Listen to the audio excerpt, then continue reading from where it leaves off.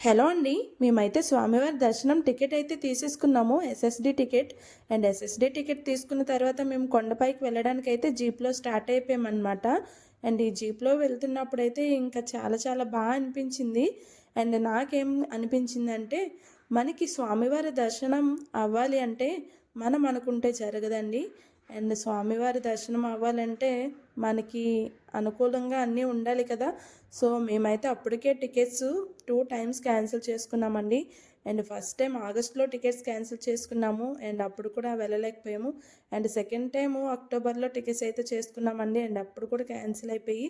And third time దర్శనానికి అయితే ఇంకా అనుకోకుండా బయలుదేరామండి, అండ్ అప్పటికప్పుడే బయలుదేరాము. అండ్ దర్శనానికి అయితే ఎస్ఎస్డి టికెట్ దొరికింది, అండ్ తర్వాత రూమ్ టికెట్ కూడా దొరికిందండి. అండ్ స్వామివారి దర్శనం మనం అనుకుంటే జరగదండి, స్వామివారి అనుగ్రహం ఉంటేనే దర్శనం అయితే అవుతుందండి. ఓకే అండి.